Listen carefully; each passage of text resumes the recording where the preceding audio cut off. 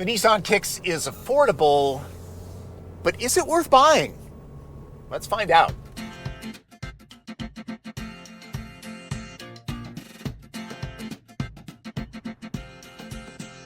For many, luxury transportation is not attainable or desirable. Some people just want the luxury of transportation.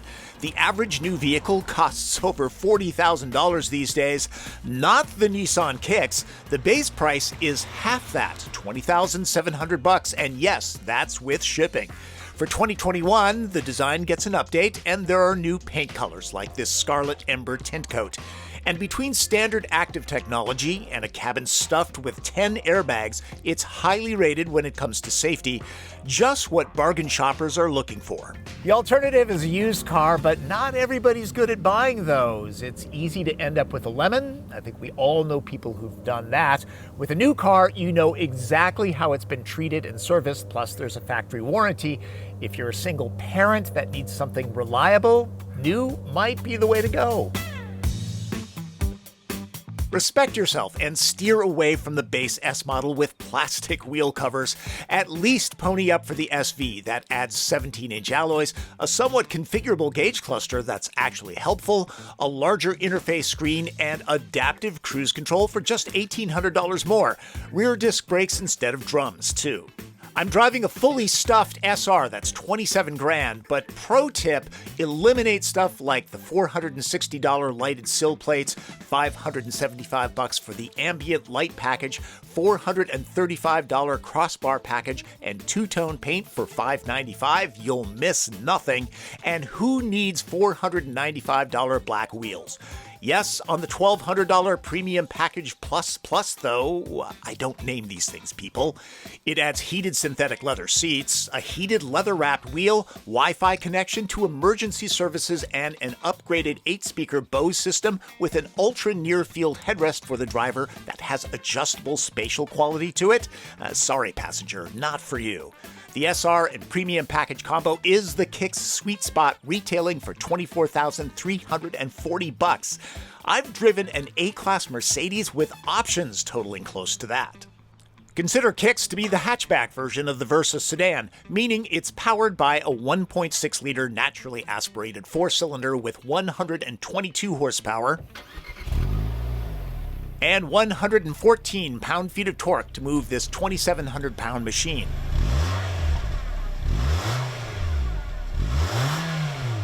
The continuously variable transmission has a sport mode. I couldn't tell much difference. Nissan sells this as an SUV, but it's strictly a front driver like Soul, Venue, and the CHR that it competes with. So here's the thing. Kicks, definitely not for enthusiasts. 0 to 60 happens in just under 10 seconds, but in city driving, there's enough spunk to make it interesting. When you're on the highway, though, and you want to pass or accelerate, not an awful lot of power. You're like, come on, let's go.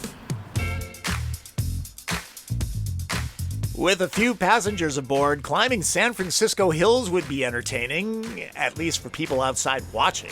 Kicks is pretty comfortable. If you hit a big bump, the suspension does kind of crash over it, and it handles pretty well. It's not a GTI. This is not for enthusiasts, but it's not bad. This is not a penalty box. It's about as good as you're going to get with a rear twist beam suspension with twin tube dampers. The front is independent strut. On the highway, Kicks is relatively quiet, not an awful lot of wind noise, and visibility is excellent. Plus, standard blind spot warning. There's an awful lot of standard safety tech on this vehicle. Things like automatic emergency braking with pedestrian detection, lane departure warning, and automatic high beams. Go with the SR, and headlights are upgraded to crisp, bright LED. Kicks also has rear automatic emergency braking. Let's give it a try. Just in case, picked something soft. Not my first rodeo. Fuel economy is best in class compared to Soul, CHR, and Venue at an EPA average of 33 miles per gallon. If that's a high priority for you, move to a Prius, but comparably equipped, it's some $5,000 more. I'm pretty famous for not liking continuously variable transmissions, but I will say this one is actually pretty well done. Oftentimes feels like a regular geared gearbox. And I'll point out that the others are normally CVTs as well. Soul can be had with a manual transmission, if that's your thing. Are you the kind of driver that really hates those automatic engine stop-start systems? Well, if so, Kicks is for you because it doesn't have one. It's already pretty efficient and would only add to the price of the car. Affordable cars generally tip their hand here, with loads of cheap materials and lots of seams. That's kept to a minimum in Kicks, though for a loaded car there are a lot of button blanks. And don't look up, this is kind of funky. Kicks has no sunroof option. If you like this orange stitching, then the SR is the model for you. Doors might be one big piece of molded plastic, but there's a soft armrest and some trim to break things up. There's covered storage now too, and you don't have to hold these. You're probably exhausted after a long day at work. Prefer small cups of coffee like my wife? Great, and a quick adjustment will keep my big mug from tipping over. Set and forget climate control too, not dual zone, but I wonder if that even really works. The user interface looks pretty Spartan, but all Nissans are like that. This is the larger 8-inch screen that's easy to customize, so the most used controls are on the main page. And most drivers these days default to Apple CarPlay or Android Auto. Those are standard on all Kicks. If you're new to these videos, I have an evil twin. I set the front seat to a comfortable driving position, and then he complains about the back seat. I don't know, for a budget car, I'm not going to complain too much. Let's start at the top. Headroom is good. I've got that much. Knee, leg, and foot room are just fine. Cushions are high enough. So that thigh support is excellent. They might be a little bit on the short side though. And if you're getting car seats in and out on a regular basis, the opening is a little bit small, but it's not a deal breaker. These are really made for a bottle that's sealable. You wouldn't want to put a cup of hot coffee in there. It would splash all over. A sure sign the accountants were involved. No pocket here. Darn. There are power ports though. Those are important. The center spine isn't very intrusive, but this material does show off the budget origins of the Kicks. Other than the door pockets, there really isn't a good place to put drinks back here since there's no armrest that comes down with a cup holder. For 2 adults, this space is just fine. 3 would be a little bit crowded, and I'm not complaining. I just have a bad reputation. Kicks might be inexpensive, but darned if an unusual number of people didn't comment positively on the styling. The updated V-Motion grille works well here. I'm surprised it didn't get the new logo. Many people thought this was a $30,000 car, maybe because of the Scarlet Ember paint that rivals Mazda's Soul Red Crystal. So if the powertrain engineers couldn't give it speed, the designers got it right. Nissan sells it as a crossover. We used to call these hatchbacks growing up. The website has a color studio where shoppers can add different colored spoilers, door handles, mirrors, wheel trim, and interior accents with over 100 million available combinations, so make a very gaudy Kicks if you want to. No Kicks to open tailgate. Sorry, bad pun. I do like hatchbacks because rain squalls come by, and here in the Pacific Northwest, we like the protection from the rain. Important here in Seattle. Important everywhere is cargo space. Kicks takes on a good amount of stuff. 5 packs of my measurement metric is a solid score for a smaller vehicle. I put the security shade under it all to prove that it doesn't have to be left at home. Premium brands are doing away with spare tires. This budget ride has one. Win. It's easy to reach in to drop the seats, no remote latches needed. There's a large lip with the seats down if that really bothers you. I brought out a dozen packs of softness and absorbency because I figured it would stop at 10 or 11. In reality, it would have taken on an impressive 15. That is one of the rare times that I've misjudged. Time for red light, green light.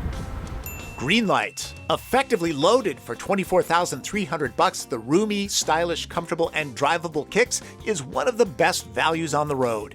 Fuel economy is best in class, which is spot on for the target buyer. Lots of usable standard safety tech, and there's even more by moving up to the mid-level SV trim. The cabin is roomy and well trimmed for a budget car. Yellow lights. Overall, it's comfortable, but big bumps will make themselves known. Nice that there are loads of cool accessories, but those ramp the price up in a hurry. The fairly roomy back seat lacks an armrest, second seat pocket, and longer cushion. Red light. If you want punch for passing, this isn't your ride. Kicks is slow and can't be had with all-wheel drive. The headliner looks like an old baby blanket. Avoid the base S model. It's totally worth it to upgrade at least one level. The cold, cruel truth in life is this: nothing is free, but this is a good deal, and that's the best most can ask for. Once hooked, Nissan is betting that buyers will be back to buy a Rogue, Murano, or Pathfinder. Like Soul, Venue, and CHR, Kicks is good, solid, basic transportation. The perfect first car for somebody. It's affordable, it's stylish, it's roomy, it's economical. It really should be on the test drive list. Opulent? No, this is not that, and traditionally buyers get more bang for the buck from a used vehicle. But if you're looking for something new to call your own, and not in a hurry, there's style and value in Kicks.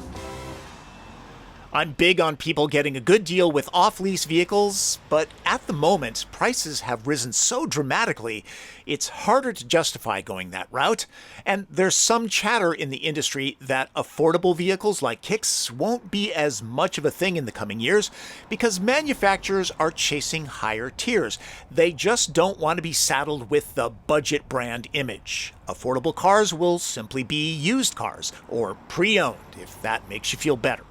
A shout out to the usually shy Martin Campbell, who not only drives so I can shoot the running footage, but he takes the thumbnail stills for YouTube.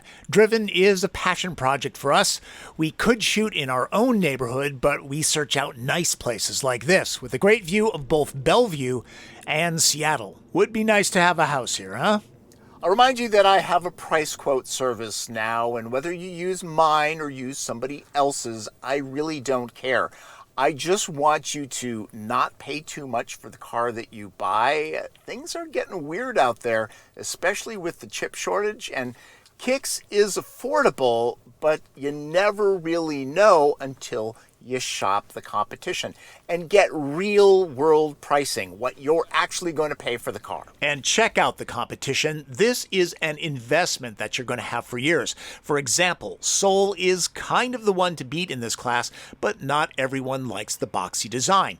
And there's also the more expensive Kona, Seltos, CX-30, and Trailblazer. Those can be had with all-wheel drive.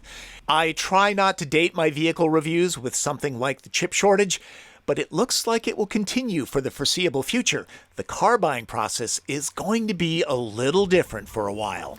I'll leave you with this. I get to talk to a lot of people in the automotive world, engineers, designers, product planners, and to a person, they all say that this is the hardest thing that they work on, an appealing budget ride. Luxury cars, you just throw lots of nice stuff into them, lots of great tech, and then charge a lot of money. Here, people are very price sensitive, so engineers have to come up with plastics that are affordable but still look good. And you got to remember, the factory that these are built in, that's a fixed cost, so is sheet metal. You have to pay the people that install the headlights and the wheels the same amount of money, so there's not an awful lot of room for error. Something to think about when you're buying your next vehicle. Thanks for watching. Remember, every Tuesday, a great car review video like this, so subscribe, all right? That's Driven. I'm Tom Voelk.